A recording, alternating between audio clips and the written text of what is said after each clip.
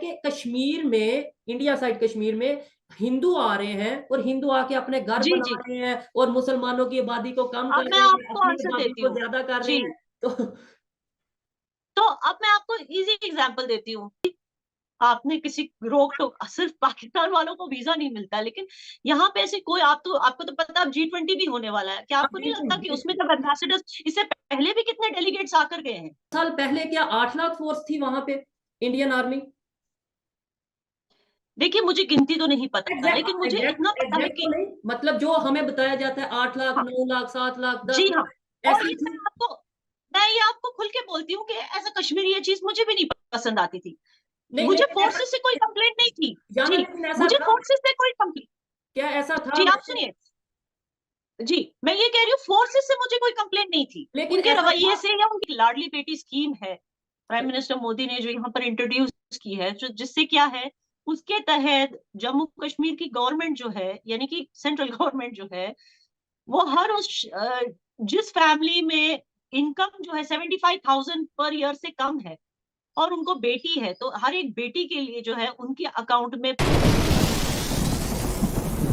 जी तो दोस्तों, मैं हूं सुहेब चौधरी और आप देख रहे हैं मेरा और आपका YouTube channel real entertainment TV. आज की वीडियो स्पेशल होने वाली है, थोड़ी हट के होने वाली है। इंडिया और पाकिस्तान के दरमियान 75 साल से जिन जो मेजर इशू रहा है, कश्मीर का इशू रहा है, और आज हम उसी इशू को डिस्कस करेंगे, लेकिन एक अलग अंदाज में, एक नए अंदाज में इस कश्मीर के इशू को डिस्कस करेंगे। और डिस्कशन के लिए हमारे साथ मौजूद हैं याना मीर, जो कि जम्मू एंड कश्मीर से, इंडिया साइड कश्मीर से बिलोंग करती हैं और सोशल मीडिया एक्टिविस्ट भी हैं। काफी चैनल्स पे आपने शायद इनको देखा भी होगा, जो डेवलपमेंट की बात करती हैं, कभी वहां के इंफ्रास्ट्रक्चर की बात करती हैं, कभी वहां की जो ग्रोथ है उस हवाले से बात करती हैं। लेकिन आज हम उनसे बात करेंगे थोड़ा अलग एंगल से, थोड़ा Pakistan side Kashmir, India side Kashmir और रिलेशंस के हवाले से, फ्यूचर के हवाले से हम डिस्कशन करेंगे। जी याना, कैसी हैं आप? अस्सलाम वालेकुम Suhaib, I am fine, thank you so much. आप सुनाएं, आप कैसे हैं? अल्हम्दुलिल्लाह, मैं भी फाइन। आप अपना इंट्रोडक्शन अगर देखने वालों को करवाना चाहें। यूजुअली जो है, जब आपकी यहाँ से जब यूट्यूबर्स मेरा इंटरव्यू करते, तो वो यूजुअली यही कहते हैं कि याना जी को किसी की तारीफ की, किसी तारुफ की जरूरत नहीं है। तो आई एम श्योर कि आपके व्यूअर्स शायद मुझे जानते होंगे। So hmm. I am a journalist and I live in Kashmir, Indian side of Kashmir. And मेरा काम यही होता है कि अपने कश्मीर से जितनी हो सके उतनी पॉजिटिव स्टोरीज मैं दुनिया तक लाऊं। बिल्कुल बिल्कुल। क्योंकि और इसमें ज्यादातर दिलचस्पी होती है आप ही के साइड के लोगों की, ठीक है। क्योंकि वो देखना चाहते हैं ना हर बार कि कश्मीर में क्या डेवलपमेंट्स हो रही है, क्या नहीं हो रही है, यहाँ पर कौन से जुल्म हो रहे हैं या नहीं हो रहे हैं, तो वो सारी चीजें। तो मैं पूरी कोशिश करती हूँ कि यहाँ के जो असली हालात हैं वो लोगों तक लाऊं। जी। जबरदस्त और बहुत अच्छी बात है। मैं ये समझता हूँ कि पॉजिटिव जर्नलिज्म होनी चाहिए, पॉजिटिव स्टोरीज जो हैं वो आगे दुनिया तक पहुंचानी चाहिए। लेकिन मैं जो कुछ सवाल करूंगा उनमें से शायद कुछ सवाल आपको तल्ख लगे, आपको बेहतर लगे आप उनका आंसर करिएगा, ना बेहतर लगे आप ना आंसर करिएगा। पहला सवाल ये है, कहा यह जाता है कि कश्मीर में जो इंडिया साइड कश्मीर है, वहां पे इंडियन जो आर्मी है तकरीबन 8 से 9 लाख, 10 लाख भी कुछ लोग पाकिस्तान साइड पे कहते हैं। ये मेरे, और हाँ एक चीज मैं क्लियर करूं, जो मेरे क्वेश्चन होंगे ये जस्ट मेरे नहीं, पाकिस्तानी पब्लिक के क्वेश्चन होंगे, इसलिए आप उसको उसी नैरेटिव से देखिएगा, ठीक है? 8 से 9 लाख के करीब, अगर कश्मीर में इतनी डेवलपमेंट हो रही है, इंफ्रास्ट्रक्चर बेहतर है, कश्मीर के लोग बहुत खुश हैं, तो 8-9 लाख के करीब फौज वहां क्या कर रही है? मैं बस पाकिस्तान के लोगों को इतना ही बोलना चाहती हूँ कि आपकी फीलिंग्स की हम कदर करते हैं, हम समझते हैं कि हमारी परवाह है आप सबको, मगर ये मेरी इल्तिजा है आप सबसे कि जो है पुरानी खबरों पर गौर ना करें, जो ठीक है। नई खबरें उन पर गौर करें। और नई खबरों में से एक खबर ये भी है कि यहाँ से आर्मी की तादाद को हर साल कम किया जा रहा है। पिछले 2 सालों से आप देखिए, हर साल धीरे धीरे बिल्कुल, धीरे जो है आर्मी और सीआरपीएफ दोनों की फोर्स यहाँ से कम की जा रही है। मैं एग्री। अब ज्यादातर जो आप यहाँ पर फोर्स देखते हैं वो जम्मू कश्मीर पुलिस ही दिखती है। ठीक बाकी है। अब जम्मू कश्मीर पुलिस को तो यहाँ से नहीं निकाल सकते हम। बिल्कुल रही एग्जैक्टली। बात आर्मी की, जी, अब कुछ पिछले साल भी 2022 के खत्म होने तक आर्मी की कई जो है यूनिट्स यहाँ पर बंद हो चुकी हैं ऑलरेडी। तो बहुत सारे जो है वो जा चुके हैं, वो इसलिए जा चुके हैं क्योंकि यहाँ पहले की तरह अपना स्टोन पेल्टिंग्स होती हैं ना, उस तरह की ये सारी जो चीजें थी, ये एक बहुत बड़ी गलतफहमी है आपके साइड के लोगों को। उनको लगता है कि यहाँ पे हर कोई जो रहता है, हर कश्मीर का हर एक बाशिंदा जो है वो आजादी चाहता था भारत से। ऐसा नहीं है। हम्म सच्चाई ये है कि कुछ सियासी ग्रीडी सियासी लीडर्स जो होते हैं ना, हम्म। वो करते थे काम पाकिस्तान और इंडिया दोनों को, इंडियन एजेंसीज को भी और पाकिस्तान के लोगों को भी, दोनों को गुमराह करके रखा था। ठीक है, अच्छा। वहां बोलते थे कि सॉरी हमें सॉरी। पैसे दे दो। जी जी जी। जी, सॉरी, मैं आपकी बात के साथ बात को मिलाऊंगा, क्योंकि कुछ बातें ऐसी होती हैं फिर वो टाइम के साथ माइंड से स्किप होंगी। आपने ये बोला कि ऐसा नहीं है कि सभी लोग आजादी चाहते थे भारत से, इसका मतलब है कुछ लोग चाहते भी थे आजादी। ये कितने लोग थे? अगर आप ये पूरे आप बताएं। समंदर में से चार चार मछलियों को निकाल के बोलेंगे कि उनको समंदर के बाहर रहना है, डज दैट मीन कि पूरा समंदर उनका हो गया? मैं यही कह रही हूँ कि कुछ एक, अब जैसे आपने देखा होगा जब यासीन मलिक जेल में है, ठीक है ना, ठीक कुछ है। एक बार ही एहतजाज हुआ होगा उनके नाम से। ठीक है। हम, मैं इंडियन कश्मीर की बात करूं, एक बार कुल मिला ठीक के है। वो जितने टाइम से जेल में है, कुल मिला के एक बार एहतजाज हुआ है। वो ठीक भी है। कहाँ हुआ? सिर्फ उनके इलाके में जहां वो रहा करते थे, मायसुमा इलाके में। ठीक उनके है। चार कुछ रिश्तेदार मिलकर, कुछ ग्रुप मिलकर वो आए थे बाहर। बाकी कश्मीर से आपने किसी को भी देखा उनके लिए एहतजाज करते हुए कि उनको जेल से निकालो? ठीक है। चलिए उनको छोड़िए, जब 2019 में जब एब्रोगेशन हुआ था, है ना, आर्टिकल 370 का, आर्टिकल थ्री तब सेवेंटी। कुछ, जी, कुछ सियासी लीडर्स को डिटेंशन में रखा था, जेल में नहीं रखा था, 5 स्टार होटल में डिटेंशन में रखा था, ठीक है ना, सिक्योरिटी रीजंस के लिए, कुछ टाइम के लिए, हमेशा के लिए नहीं। आज वो सारे बाहर हैं। मैं बता रही हूँ जब उनको डिटेंशन में रखा था 5 स्टार में, खबरें तो यही उड़ रही थी ना कि भाई इनको जेल में डाला है। आप बताइए इन सियासी लीडरों के लिए कौन एहतजाज करने के लिए बाहर आया? बिल्कुल, ये भी कोई नहीं आया। तो बिल्कुल। अच्छा, जी, दूसरी कहने का बात। मतलब ये है कि जो यहाँ पर फसाद किया करते थे, उन पर शिकंजा कस लिया गवर्नमेंट ने, ताकि पाकिस्तान की आवाम और भारत की आवाम और दुनिया की आवाम गुमराह होना बंद हो जाए, क्योंकि ये कुछ ही चंद लोग थे जो इस तरह के फसाद यहाँ क्रिएट करते थे। जी, एग्जैक्टली exactly। देखिए, इस बात से मैं एग्री करता हूं कि कहीं पर भी कोई ना कोई इश्यू होता है तो बात बनती है। ये बात याना आपको भी एक्सेप्ट करने की जरूरत है। पूरी दुनिया इस चीज को मानती है। हम बहुत भी कह लें कि सब पीस है, सब अच्छा है, ऐसा नहीं। कुछ होता है तो ही बात बनती है। लेकिन वो कुछ की मिकदार, क्वांटिटी कितनी है, ये याना ने बताया कि वो चंद मछलियां, या जो भी उन्होंने वहां पे ऑब्जर्व किया एज ए जर्नलिस्ट, वो उन्होंने बताया। याना, मुझे ये बताएं, आपने बोला 2 साल पहले फोर्स थी। वो 2 साल पहले क्या 8 लाख फोर्स थी वहां पे, इंडियन आर्मी? देखिए मुझे गिनती तो नहीं पता, लेकिन एग्जैक्ट मुझे इतना एग्जैक्ट पता है एग्जैक्ट तो कि नहीं, मतलब जो हमें बताया जाता है 8 लाख, हाँ, 9 लाख, 7 लाख, जी दस हाँ। लाख और ऐसी ये थी। मैं ये आपको खुल के बोलती हूँ कि एज अ कश्मीरी ये चीज मुझे भी नहीं पसंद आती थी। नहीं, मुझे लेकिन ऐसा फोर्सेस से कोई कंप्लेंट नहीं थी। जाना, जी, लेकिन ऐसा मुझे था। फोर्सेस से कोई कंप्लेंट, क्या ऐसा था जी आप वैसे? सुनिए, जी, मैं ये कह रही हूँ फोर्सेस से मुझे कोई कंप्लेंट नहीं थी, लेकिन उनके ऐसा था। रवैये से या उनकी किसी भी चीज। लेकिन मैं ये सोचती थी कि लेकिन कि अब मुंबई में तो नहीं दिखते ना फोर्सेस, सिटी में फोर्सेस को होना चाहिए बॉर्डर पे, ये बिल्कुल। सिटी में क्या कर रहे हैं? हम्म लेकिन ट्रस्ट इश्यूज थे। 2019 से पहले फोर्सेस को हम पर ट्रस्ट इश्यूज थे, हमको फोर्सेस पर ट्रस्ट इश्यू थी, ये बात सच है। लेकिन 2019 के बाद जब उन दहशतगर्द जो यहाँ पर फैलाते थे, जब उनको, उन पर शिकंजा कस लिया गया, तो फिर फोर्सेस को लगा कि यहाँ के लोग तो अच्छे हैं, इनको तो कोई प्रॉब्लम ही नहीं इंडिया से। और यहाँ के लोगों को लगा कि फोर्सेस तो अच्छी है, हमें तो ऐसे ही गुमराह किया जाता था फोर्सेस के अगेंस्ट। तो हम्म। ये वाली चीज होने लगी है 2019 के बाद। जी, ठीक है। इसका मतलब यह है कि 2019 से पहले कुछ ना कुछ इश्यूज थे, इंडियन फोर्स और कश्मीर के लोगों के दरमियान मिसअंडरस्टैंडिंग्स थी, ये वो मतलब चीज वो तो। मिसअंडरस्टैंडिंग कुछ लोग क्रिएट करते थे, जिन पे भरोसा करती थी कश्मीर की आवाम, जिनको हम अपने लीडर मानते थे या रिलीजियस लीडर या कुछ भी कह लें आप, वो बिल्कुल। हमें गुमराह करते थे। वो लेकिन लीडर, जब और उनकी इधर दुकान एक बंद कर दी गई, एक चीज मैं और ऐड करना चाहता हूँ। वो लीडर जो हमें यहाँ पे बताते हैं, चाहे पाकिस्तान साइड कश्मीर हो या इंडिया साइड कश्मीर हो, कुछ लीडर्स हैं, मैं सबकी बात नहीं कर रहा, वो हमें ये बताते हैं कि आप ऐसा करोगे जन्नत मिलेगी, आपके बच्चे जन्नत में जाएंगे, आप खुद जन्नत में जाएंगे। और एब्सोल्युटली, उनके बच्चे एजुकेशन के लिए अब्रॉड जाते हैं, कहीं यूके में पढ़ते नजर आ रहे हैं, कभी कभी जी, यूएस में पढ़ते नजर आ रहे हैं, और ये दोनों साइड पे ऐसा जी, होता है। मुझे आदत है, शुरू से सच बोलता हूँ, किसी को कड़वा लगे तो वो उसकी मर्जी है। आप इससे क्या कहना चाहेंगे इसके ऊपर?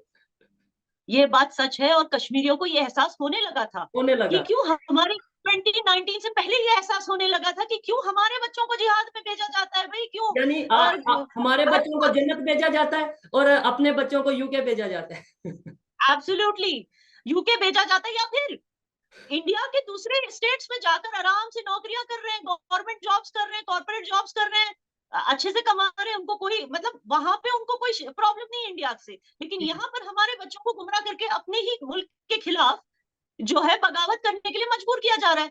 तो ये चीज कश्मीरियों को पहले से ही एहसास होने लगा था। मैं आपको एक चीज बताती हूँ, कहीं भी अगर कुछ होता है तो उसमें आवाम का बहुत बड़ा कंट्रीब्यूशन होता है, यह डेफिनेटली आपको मानना पड़ेगा।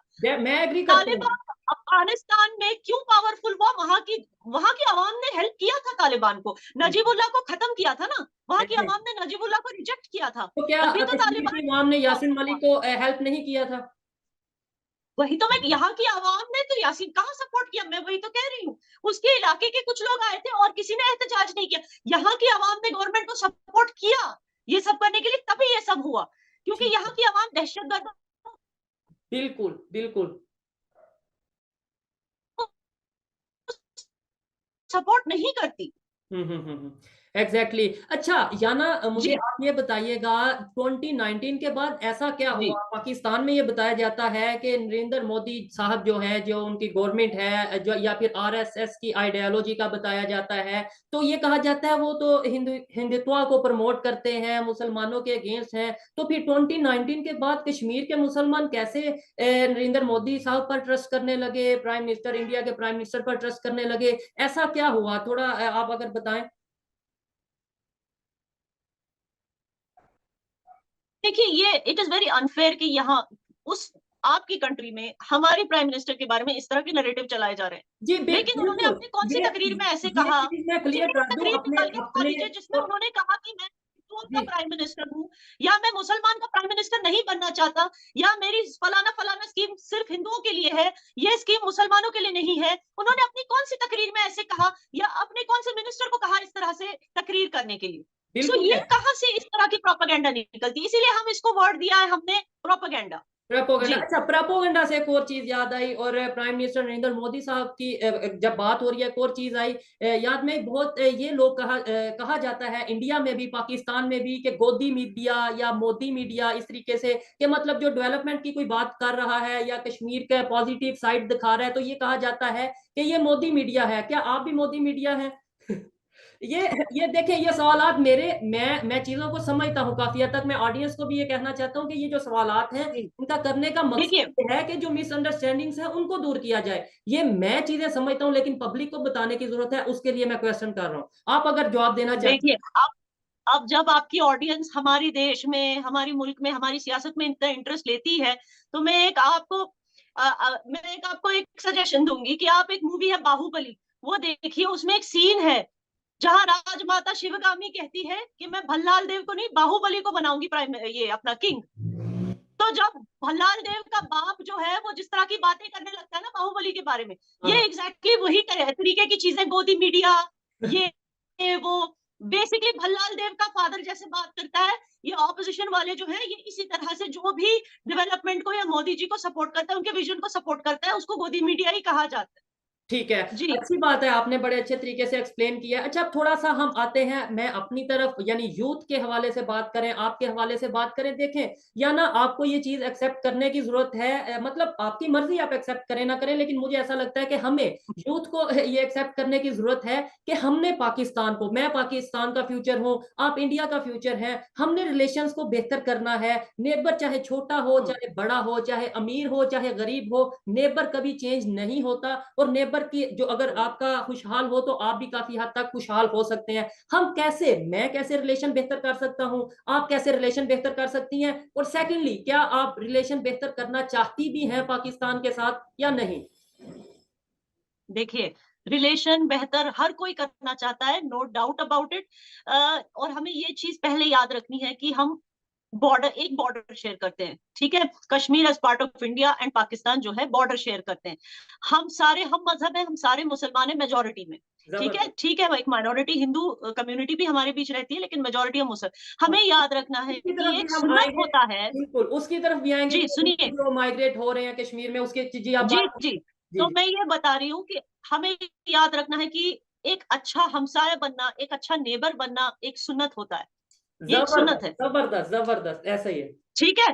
तो we have to be good neighbours. And दूसरी चीज, एक दूसरे की कल्चरल डिफरेंसेस को देखिए, कुरान में भी लिखा है कि अगर अल्लाह चाहते तो हर किसी को एक ही कम्युनिटी में बना के भेजते, लेकिन उन्होंने हर किसी को अलग अलग कम्युनिटी, अलग अलग नेशनलिटी, अलग अलग सिटीजनशिप में, अलग अलग कल्चरल फॉर्म दिया है, क्योंकि वो चाहते थे इस तरह की डाइवर्सिटी, वो चाहते थे कि इंसान जो है एक दूसरे के साथ, अलग अलग कम्युनिटी के इंसान जो है एक दूसरे के बिल्कुल साथ अच्छे से हार्मनी में जिए। तो ऐसे अगर ही। हम खुद को मुसलमान कहते हैं तो इस चीज को हमें समझना होगा। हाँ दूसरा, इसमें, पाकिस्तान की आवाम को जी, जी इसमें उनको इशू ये आ समझना जाता है, होगा।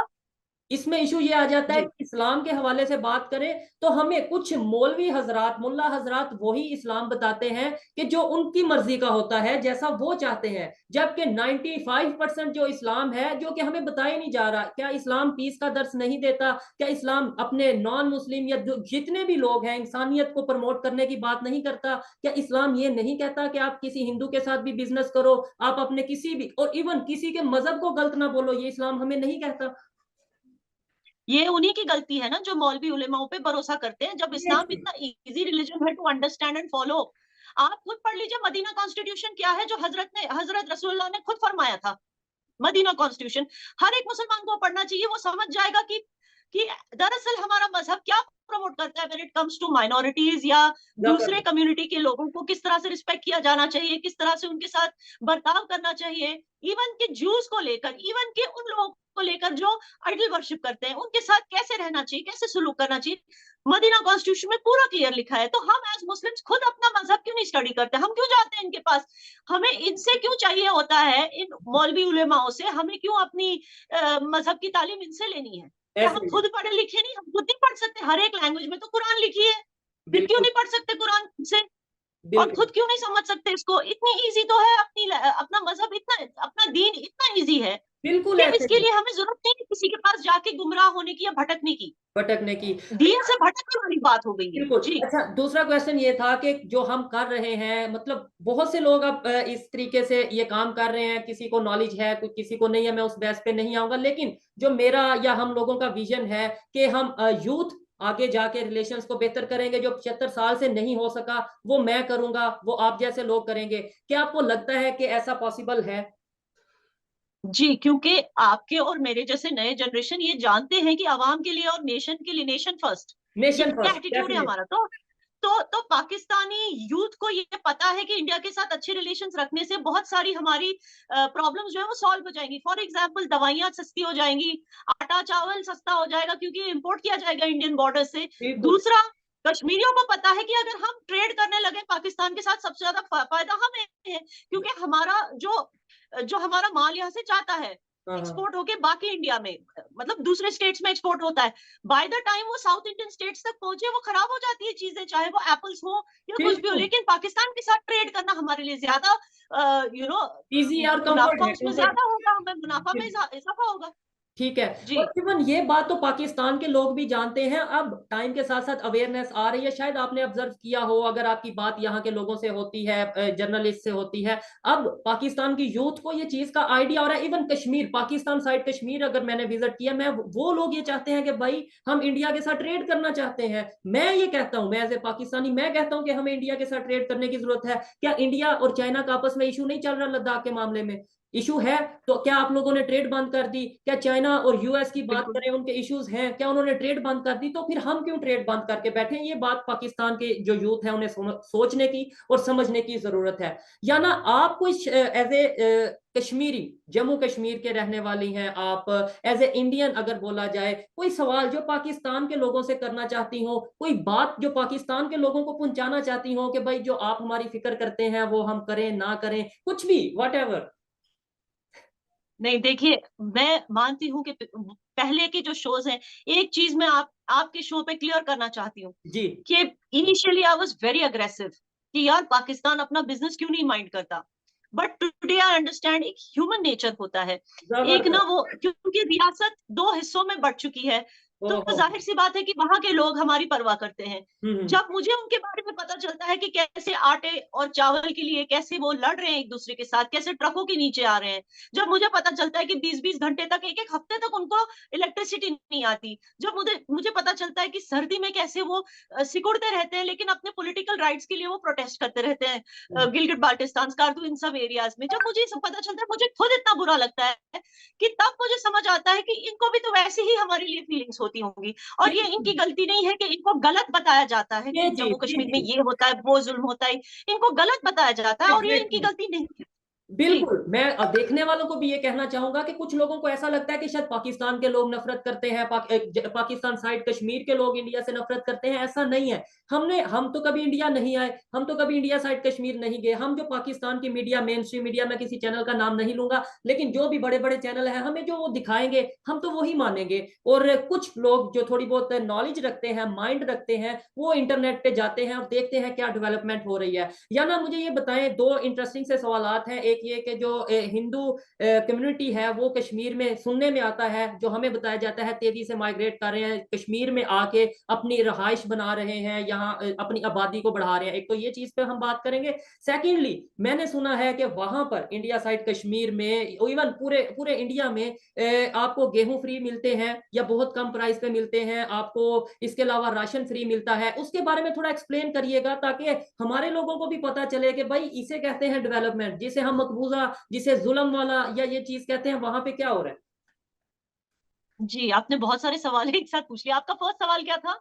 आप पहले यही बता दें डेवलपमेंट के हवाले से, और जो फ्री गेहूं, फ्री राशन आपको मिलता है उसके हवाले से। देखिए, राशन कार्ड जो भी एक एपीएल और बीपीएल होती है, जो भी बीपीएल लाइन के अंडर आता है उसको फ्री राशन मिलता है, ये बात सही है। दूसरा, गोल्डन कार्ड के तहत, गोल्डन कार्ड जो बाकी स्टेट्स में है वो कुछ ही लोगों को मिलता है, जो as I said BPL line के नीचे आते हैं। लेकिन कश्मीर में हर किसी के पास गोल्डन कार्ड, हर कोई एलिजिबल है। जम्मू कश्मीर का हर कोई बाशिंदा एलिजिबल है गोल्डन कार्ड के लिए। जिससे क्या है कि अप टू 5 to 10 लाख के बीच की सारी सर्जरीज जो है, मेडिकल कॉस्ट जो है वो फ्री हो जाती है, तो उनको पे करने की जरूरत नहीं है। और कई सारे लोग, आपने मेरा वीडियो देखा होगा, कई सारे लोग उसको यूज करके सर्जरीज करा रहे हैं, अपनी मेडिकल ट्रीटमेंट करा रहे हैं, बहुत ज्यादा खुश हैं। तो एक, और ये प्राइवेट और गवर्नमेंट हॉस्पिटल्स दोनों में यूज होता है, ऐसे नहीं कि सिर्फ प्राइवेट हॉस्पिटल में। लेकिन एक चीज मैं और यहाँ पे थोड़ा सा देखने वालों के लिए कहता चलूं कि पाकिस्तान में भी सेहत कार्ड के हवाले से अगर बात करें, एक इमरान खान साहब ने पीटीआई का जब टाइम था, टेन्योर था, उन्होंने सेहत कार्ड इंट्रोड्यूस करवाया था, जो कि अभी भी चल रहा है। कुछ लोगों को उसका फायदा हो रहा है, कुछ को नहीं हो रहा, बट यहाँ पे भी ये स्टेप लिया गया जी। जी, और उससे पहले आपने कुछ इंटरेस्टिंग पूछा था, और मुझे हाँ कुछ हाँ, इंटरेस्टिंग बोलना ये था जो कि पाकिस्तान में बहुत बड़ा एक माइंडसेट बना दिया गया है कि कश्मीर में, इंडिया साइड कश्मीर में हिंदू आ रहे हैं और हिंदू आके अपने घर जी बना जी, रहे हैं और मुसलमानों की आबादी को कम अब कर मैं रहे हैं, आपको अपनी आंसर आबादी देती को हूँ। ज्यादा कर रहे जी, हैं। तो तो अब मैं आपको इजी एग्जांपल देती हूँ। इससे डर क्या है? अगर हिंदू आते भी हैं, अभी तक आए नहीं। पहले अगर हिंदू को आना होता तो पहले तो कश्मीरी पंडित ही वापस आ जाते, वो कहाँ है? जब वो नहीं आए तो बाकी हिंदू कहाँ से आए? अभी तक उनको हमें एहसास दिलाना है कि अब सेफ हो चुका है, अब यहाँ पर दहशतगर्दी नहीं है, अब आप आ सकते हैं, अब हम सब साथ में मिलकर रह सकते हैं। अभी तक हमने उनको कॉन्फिडेंस नहीं दिलाया, बाकी हिंदू कहाँ से आएंगे? और उनके आने से प्रॉब्लम क्या है, दिक्कत क्या है, अगर वो आते भी हैं? बिल्कुल मैं आपको एग्जाम्पल देती हूँ। महाराष्ट्र में, मुंबई में कितने लोग रहते हैं? मुस्लिम्स भी रहते हैं, हिंदू भी रहते हैं, हर एक स्टेट के लोग रहते हैं। लेकिन फिर भी वहां गवर्नमेंट स्कूल्स में मराठी तो चलती ही है ना, गवर्नमेंट नहीं, प्राइवेट स्कूल्स में भी मराठी तो बोलना ही बोलना है वहां के बच्चों को। फिर भी वहां पे गणेश फेस्टिवल मनाया जाता है, और वहां पे हर कोई मनाता है गणेश फेस्टिवल में, मुस्लिम्स भी उसमें हिस्सा लेते हैं। तो मेरे कहने का मतलब है कि कहीं किसी जगह का कल्चर जो है वो खत्म नहीं हो जाता बाकी लोगों के आने से, क्योंकि इंडिया वैसा नहीं। देखिए, पाकिस्तान में क्या होता है, उर्दू जो है वो थोपा जाता है, एक वहाबी रेडिकल इस्लाम जो है लोगों पे थोपा जाता है। तभी तो सिंध के लोग जो है वो प्रोटेस्ट कर रहे हैं, क्योंकि उनको लग रहा है उनकी इंडिजिनस जो कल्चर है उसको प्रोटेक्ट नहीं किया जा रहा, उनकी लैंग्वेज को, उनके कल्चर को, उनके सेक्युलरिज्म को। लेकिन इंडिया में हर एक स्टेट में वहां का जो कल्चर है, वहां के लोगों को पहले प्रायोरिटी दी जाती है जॉब्स में। वहां के लोगों का जो एक खास कल्चरल मिनिस्ट्री है जो कल्चर को प्रिजर्व करके रखती है। लैंग्वेज वहां पर जरूरी होता है, चाहे आप कहीं से भी आओ, आपको कश्मीरी सीखना लाजमी है। अगर आप यहाँ सेटल होते हो, आपके बच्चों को कश्मीरी सीखना ही सीखना है। फिर यहाँ के लोगों में वो घुल जाते हैं। यहाँ का कल्चर तो खत्म नहीं होने वाला किसी भी तरह से। तो उनके आने या नहीं, या हमारे कहीं और चले जाने से क्या हो जाता है, चेंज क्या होता है? जी बिल्कुल, ये भी बात नोट करने वाली है कि मतलब, और दूसरे नंबर पे ये आपके इंटरनल मैटर्स हैं। लाइक जब कश्मीर, इंडिया साइड कश्मीर की बात करें, वहां पे जो लाइक जैसे हम यहाँ, हाँ, उसके अंदर ये कहा जाता है कि जी हम तो अपने जो अपने पाकिस्तान साइड कश्मीर है, वहां से कोई पाकिस्तानी अपनी रहाइश नहीं वहां पर कर सकता, अपनी प्रॉपर्टी नहीं वहां पर खरीद सकता, इस तरीके से कि तो फिर वहां पे क्यों खरीद रहे हैं। जी, ये एक नैरेटिव। वैसे मैं खुद भी मैं खुद भी मानती हूँ कि जहां पर जैसे गोवा है, नागालैंड है, कुछ ऐसी जगह है जो हाई टूरिस्ट डेस्टिनेशन है, जहां पे टूरिस्ट बहुत ज्यादा जाते हैं, टूरिज्म रेवेन्यू बहुत होता है। हाँ। तो मेरा ये मानना है कि वहां के लोगों को जो है लैंड राइट्स ज्यादा मिलनी चाहिए। यानी कि जो लैंड जैसे हिमाचल प्रदेश में है, जो बिल्कुल वहां पे बिल्कुल। रह चुके हैं 20-30 सालों से, सिर्फ वही वहां पे लैंड खरीद सकते हैं।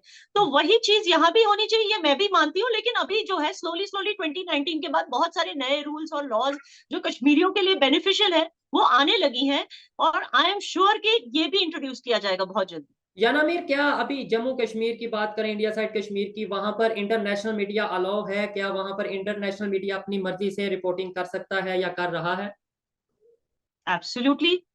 आपने किसी रोक टोक, सिर्फ पाकिस्तान वालों को वीजा नहीं मिलता, लेकिन यहाँ पे ऐसे कोई, आपको तो पता, अब G20 भी होने वाला है, क्या हाँ आपको नहीं बिल्कुल लगता कि उसमें बिल्कुल। जब एम्बेसडर्स, इससे पहले भी कितने डेलीगेट्स आकर गए हैं, बिल्कुल पूरा ऐसे ही। कश्मीर घूम कर गए हैं, क्या आपको लगता है ये जुल्म सितम हो रहा होगा तो वो आवाज नहीं उठाते इसके बारे में? It's even not possible. Kashmir में मैंने ये सुना है, जो मेरी खबर है बल्कि इंटरनेशनल रिपोर्ट है, कि रिकॉर्ड टूरिज्म के हवाले से अगर बात करें, टूरिस्ट आए हैं लास्ट ईयर कश्मीर में, जो कि एक बहुत बड़ी अचीवमेंट है। अच्छा यानामीर, आप ये बताएं कि जो पाकिस्तान साइड कश्मीर है, इंडिया साइड कश्मीर के लोग क्या समझते हैं उसके बारे में? जो इस टाइम कंडीशन है, जो इस टाइम थोड़े बहुत मसाइल हैं या फिर काफी ज्यादा मसाइल हैं, काफी जाहिर बात है कश्मीर, मैं ये समझता हूँ, मेरी पर्सनल ओपिनियन की अगर बात करें तो मैं ये कहता हूँ कश्मीर तो एक है, ठीक है।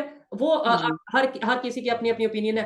उस साइड के कश्मीरी इस साइड के कश्मीरियों के बारे में क्या सोचते हैं, सोचते भी हैं या नहीं सोचते? मैंने आपकी एक वीडियो देखी थी जिसमें वो ये कहते थे कि भाई वो उनका कंसर्न है, वो वहां पे महंगाई है, हम उसके बारे में क्या बात करें? तो क्या वो बात नहीं करना चाहते हमारे पाकिस्तान साइड कश्मीर के बारे में? देखिए मैं क्या बताऊं, अब उनको बुरा तो लगता होगा, लेकिन वो सोचते हैं कि बहुत टाइम हो गया इसको, 60 साल के ऊपर हो गया। ओहो हो। 60 साल के ऊपर अब क्या करना है हमें उनका लेकर, उन्होंने चूज किया, दे चोज इट, उन्होंने चॉइस की कि वो पाकिस्तान के साथ रहेंगे। हाँ हाँ। अब हमको उनमें क्या, मुझे बोला जाता है बेटा तुम क्यों इसमें इतना दखल अंदाजी करती हो, छोड़ो ना उनको उनके हाल पे, वो उनका नसीब है, उन्होंने चूज किया, उनकी तकदीर है। लेकिन एज अ जर्नलिस्ट ये मेरा काम है तो मैं करती हूँ जो वहां से न्यूज आती, लेकिन यहाँ मैं सच बताऊं तो यहाँ के जो आम आवाम है वो ध्यान नहीं देती है वहां के साइड के लोगों की। ठीक है। तो शायद इससे आपको ये पता चलना चाहिए कि आप लोगों को भी इनका ध्यान छोड़ के अपने मिसाइलों को, अपने जो मसले हैं उनको सॉल्व करने में अपना ध्यान लगाइए। जी। मेरा भी यही स्टांस है। अगर मेरे पर्सनली अपना ओपिनियन की बात करें, मैं तो यही कहता हूं कि भाई पहले अपने घर को ठीक कर लो। हमें मुसलमानों से कभी फलस्तीन, कभी बर्मा, कभी कश्मीर, तो पता नहीं कभी कहां कहां के मुसलमानों से हमें दर्द रहता है, दुख रहता है, एहसास रहता है। लेकिन हम अपने बलोचिस्तान में भी मुसलमान रहते हैं, हमारे सिंध में भी मुसलमान रहते हैं, इवन हमारे पंजाब में मुसलमान रहते हैं। क्या वो अच्छी कंडीशन में है? ये सवाल मेरा पाकिस्तान की गवर्नमेंट, पाकिस्तान के अदारों, पाकिस्तान की पब्लिक के लिए है कि हमें पहले अपने घर को ठीक करने की जरूरत है। या ना ये बताएं कि जो कश्मीर की खवातीन हैं, जो कश्मीर की लड़कियां हैं, क्या उन्हें एजुकेशन के हवाले से कोई मसाइल आ रहे हैं, कोई इश्यूज आ रहे हैं? और सेकेंडली, क्या उन्हें कोई इस तरीके से स्पेशल बेनिफिट दिया जाता है, स्पेशल कोई उन्हें कोटा सिस्टम रखा गया है कि वो इंडिया में कहीं भी जाकर, किसी भी यूनिवर्सिटी में जाकर कोटा के थ्रू अपना एजुकेशन हासिल कर सकें, बिजनेस या फिर अपनी कोई भी जॉब वगैरह कर सकें? देखिए, कश्मीरी भी उतना ही इंडियन है जितना बाकी इंडियंस है, कोई स्पेशल ट्रीटमेंट नहीं है, ठीक है। कोई अनस्पेशल भी नहीं है और कोई ज्यादा स्पेशल भी नहीं है। ठीक है। वही मैंने कहा कोटा कि कोटा यहाँ पर हमें सिस्टम। अपनी, हमारी अपनी यहाँ पर नई यूनिवर्सिटीज खुल रही है, हमें कहीं जाकर पढ़ने की जरूरत है नहीं जैसे पहले होता था, क्योंकि वो अनफॉर्चुनेटली पहले की जो गवर्नमेंट है उन्होंने ज्यादा ध्यान नहीं दिया। लेकिन जबरदस्त। यहाँ पर कई जी एनआईटी खुल चुका है, यहाँ पर बहुत सारी नई जो है कॉलेजेस और यूनिवर्सिटीज खुल रही है। एंड जाहिर सी बात है कि कश्मीरी बच्चों के लिए सेल्फ सस्टेनिंग एजुकेशनल एनवायरनमेंट बनाने की पूरी कोशिश की जा रही है, गवर्नमेंट स्कूल्स को अपलिफ्टमेंट दी जा रही है। तो बहुत सारा काम हो रहा है, definitely these things take time. मगर जहां तक मुझे पता है कि education has never been a problem for Kashmiri students. Yes, economically क्योंकि वो एक बैकफुट पे थे, क्योंकि पहले इतने सालों तक जो है यहाँ पे कॉन्फ्लिक्ट डिस्प्यूट खड़ा करके रखा था पिछली गवर्नमेंट्स ने। मैं ये कह रही, जी मैं और आपको ऐड भी करना चाहती हूँ कि एक लाडली बेटी स्कीम है प्राइम मिनिस्टर मोदी ने जो यहाँ पर इंट्रोड्यूस की है, जो जिससे क्या है, उसके तहत जम्मू कश्मीर की गवर्नमेंट जो है, यानी कि सेंट्रल गवर्नमेंट जो है, वो हर उस जिस फैमिली में इनकम जो है 75,000 पर ईयर से कम है और उनको बेटी है, तो हर एक बेटी के लिए जो है उनके अकाउंट में पर मंथ 1,000 रुपीज डाले जाएंगे। और जब उनकी बच्ची 21 साल की हो जाएगी तो एक लमसम 6 लाख रुपए, 6.5 लाख रुपए उनको दिए जाएंगे ठीक है। उस बच्ची के अच्छा, लिए। ये लाडली बेटी तो स्कीम सिर्फ जम्मू एंड कश्मीर की है? ये जो स्कीम है। देखिए, मुझे लगता है ये नेशनल स्कीम है, लेकिन जहां तक मैंने स्टडी किया है ये जम्मू कश्मीर में है, लेकिन शायद दूसरे स्टेट्स में भी होगा, मुझे नहीं पता। लेकिन बेटी बचाओ बेटी पढ़ाओ तो पूरे कंट्री में है, इंक्लूडिंग जम्मू कश्मीर। हाँ, हाँ। अगर जी। वैसे सिर्फ जम्मू एंड कश्मीर में है, नो डाउट बहुत सी स्कीम्स हैं शादी के लिए, जो इंडिया की गवर्नमेंट है वो वहाँ की जो लड़कियां हैं, बच्चियां हैं, उनको कुछ ना कुछ वो फंड देते हैं, पैसे देते हैं, जो कि बहुत बड़ी बात है। और अगर जैसे इन्होंने बोला है लाडली बेटी स्कीम जम्मू एंड कश्मीर के लिए, तो फिर मैं लास्ट में यही कहूंगा कि हमें भी वैसा ही शायद मकबूजा कश्मीर, जो जिसे मकबूजा कश्मीर हम कहते हैं, हमें भी यहाँ पे फिर उस तरीके से हो जाना चाहिए कि जहां पर लाडली बेटी स्कीम भी है, जहां पर लड़कियां इंटरनेशनल लेवल पे जाके अपने कंट्री का, इंडिया का नाम कर रही हैं, इसके अलावा फ्री राशन मिल रहा है। तो फिर पाकिस्तान की गवर्नमेंट के लिए मेरा ये मासूमाना सा सवाल है कि वो मकबूजा कश्मीर है, ये आजाद कश्मीर है, क्या फिर हमें अपना मकबूजा और आजाद के जो मायने हैं वो चेंज करने की जरूरत है,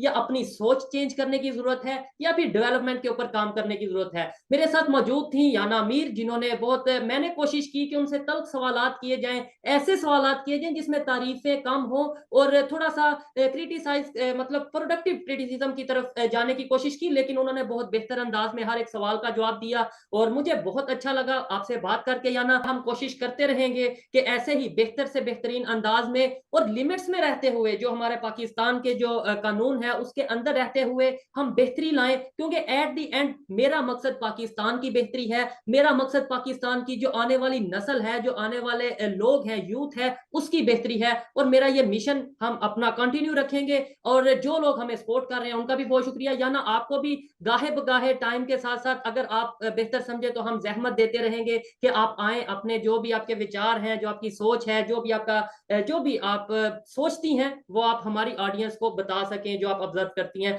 बहुत शुक्रिया जी, अच्छा लगा आपसे बात करके। Thank you. Thank you. Allah Hafiz. Allah Hafiz.